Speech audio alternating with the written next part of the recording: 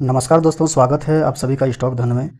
आज इस वीडियो के माध्यम से यह डिस्कस करेंगे कि सोमवार यानी 21 अप्रैल को निफ्टी, बैंक निफ्टी और सेंसेक्स में किस साइड मूवमेंट देखने को मिल सकती है और कौन कौन से इंपॉर्टेंट लेवल्स हो सकते हैं।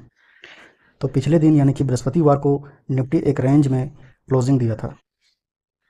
यदि सोमवार को निफ्टी इसी रेंज में ओपन होती है यानी कि फ्लैट ओपन होती है तो इस रेंज के या तो ऊपर निकले या नीचे जाए तो तुरंत हमें ट्रेड नहीं लेना है।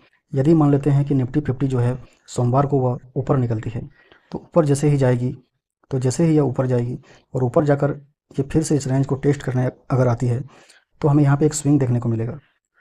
और जब इस स्विंग का ब्रेकआउट आने लगे तो यहीं पे मेरा एंट्री बनता है और जो मेरा टारगेट रहेगा वह 24,000 मेरा टारगेट रहेगा। सेम इसी प्रकार यदि निफ्टी नीचे निकलती है तो नीचे निकल कर यदि फिर से इसे टेस्ट करती है तो यहाँ मुझे एक स्विंग बन जाएगा और इस स्विंग का ब्रेकआउट आते ही मेरा जो एंट्री होगा और 23,700 जो है यह टारगेट रहेगा। और सेकंड टारगेट जो मेरा है वह 23,600 का रहेगा। यदि मान लेते हैं गैप अप ओपन हो गया, अगर मान लेते हैं निफ्टी यहाँ पे ओपन होती है तो इस जगह जब ओपन हो जाए तो थोड़ा सा हम वेट करेंगे कि निफ्टी जो है कब इस रेंज में आए। जब इस रेंज में आए तो मुझे यहाँ देखना है, चाहे वो 5 मिनट का टाइम फ्रेम है या 15 मिनट का। अगर यहाँ पे एक डब्लू पैटर्न यहाँ पे इस प्रकार से बनता है तो ये जो डब्लू पैटर्न है इसका अगर ब्रेकआउट आता है तो यहाँ पे मेरा फिर से एंट्री बनता है। स्टॉप लॉस जो है ये मेरा यहाँ पे रहेगा और जो मेरा टारगेट रहेगा वह 24,000 जो है मेरा पहला टारगेट रहेगा। अगर मान लेते हैं डब्लू पैटर्न नहीं बना तो मुझे यहाँ पे एक बुलिश कैंडल देखने को मिल सकती है, कुछ इस प्रकार से हैमर टाइप का। तो ये जो बुलिश कैंडल है अगर इसका ब्रेकआउट आने लगे तो मेरा यहीं पे एंट्री बनेगा और स्टॉप लॉस जो रहेगा इसका जो वीक होता है उसका थोड़ा सा नीचे जो है मेरा स्टॉप लॉस रहेगा और टारगेट हमें 24,000 तक देखने को मिल सकती है। और सेम इसी प्रकार से यदि मार्केट मान लेते हैं गैप अप ओपन होकर तो ऊपर जाए तो ऊपर जाके हमें यहाँ पे क्या दिखाना पड़ेगा, एम पैटर्न। जिस प्रकार हमने यहाँ डब्लू पैटर्न देखा उसी प्रकार यहाँ पे एक एम पैटर्न हमें देखने को मिल सकता है, कुछ इस प्रकार से। और जो ये स्विंग है इसका जब ब्रेकआउट आए तो हम पुट साइड एंट्री लेंगे और जो मेरा पहला टारगेट होगा वह 23,872 का होगा, क्योंकि ये जो है यह डिमांड का काम कर सकती है, यानी कि यहाँ से प्राइस जो है फिर से ऊपर भाग सकती है।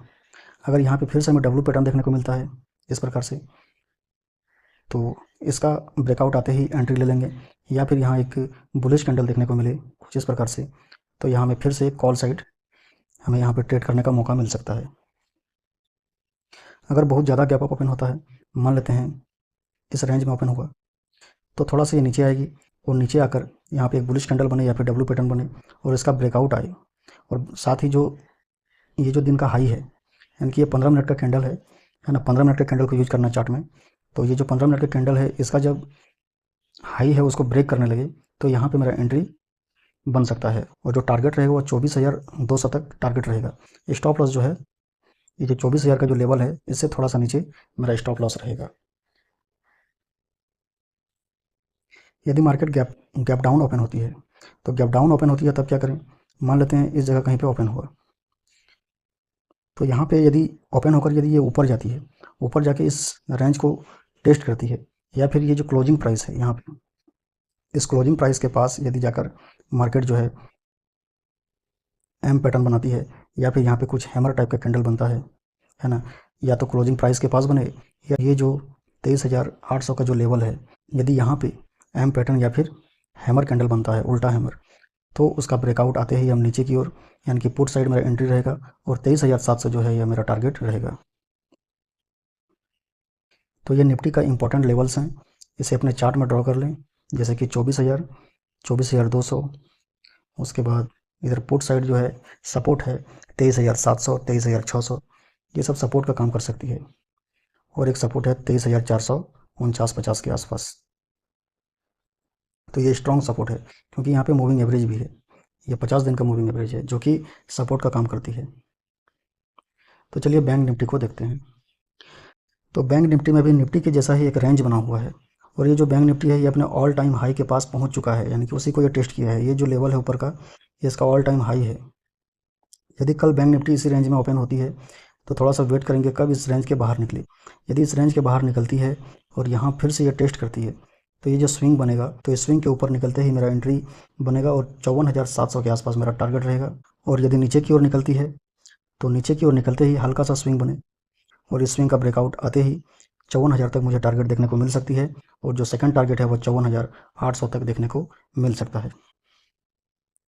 यदि गैप अप ओपन होती है तो गैप अप ओपन में ही सेम जिस प्रकार निफ्टी में हुआ था, यहाँ पे मुझे कोई डब्ल्यू पैटर्न दिखे या फिर मुझे एक बुलिश कैंडल यानी कि हैमर टाइप का दिखे, तो इसका ब्रेकआउट आएगा या फिर इसका ब्रेकआउट आएगा, तो हम यहाँ पे एंट्री लेंगे और 54,700 जो है मेरा टारगेट रहेगा।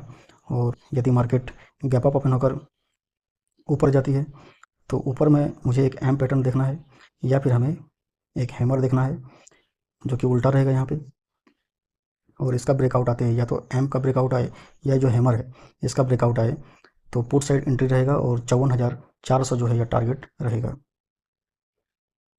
अगर गैप डाउन ओपन होती है तो इंपॉर्टेंट सपोर्ट जो है, सबसे स्ट्रॉन्ग सपोर्ट जो है वो 54,000 का है। 54,000 के पास यदि मार्केट आती है और यहाँ पे अगर डब्ल्यू पैटर्न देखने को मिलता है या फिर हैमर कैंडल देखने को मिलता है तो इसका ब्रेकआउट आते ही हमें एंट्री लेना है। और ये जो गैप है, अगर गैप डाउन ओपन होगा तो यहाँ पे जो क्लोजिंग प्राइस है यहाँ तक मुझे टारगेट देखने को मिल सकता है, या फिर 54,183-84 के आसपास यहाँ पर टारगेट मिलेगा, या 54,250 के आसपास मेरा यहाँ पे टारगेट मिलेगा। तो चलिए अब सेंसेक्स को देखते हैं। तो ये सेंसेक्स का चार्ट है, ये भी टाइम फ्रेम जो है 15 मिनट का है।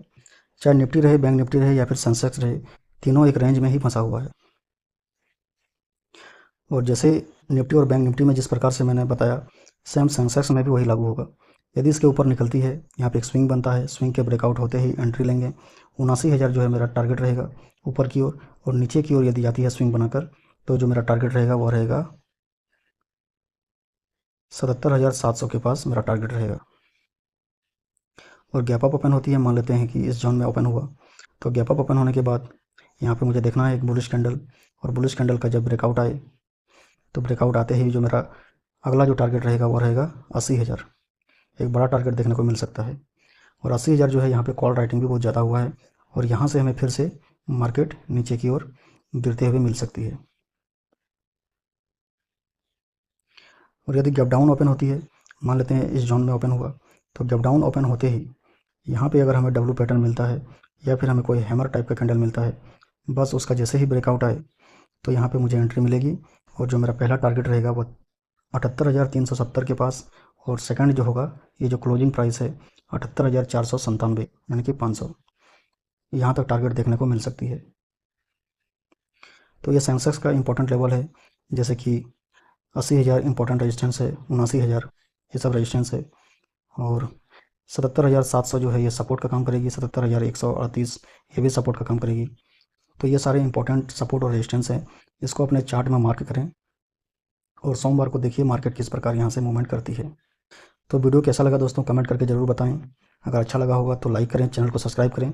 अगर आप इस चैनल से जुड़ते हैं तो आपको आने वाले समय में स्टॉक मार्केट से रिलेटेड बेसिक से लेकर एडवांस लेवल तक आपको फ्री में कोर्स उपलब्ध कराया जाएगा, ताकि आप खुद से मार्केट को समझकर एनालाइज कर सकें और अपने दम पर ट्रेड ले सकें। तो अभी के लिए बस इतना ही। आपका दिन शुभ हो। जय हिंद, धन्यवाद।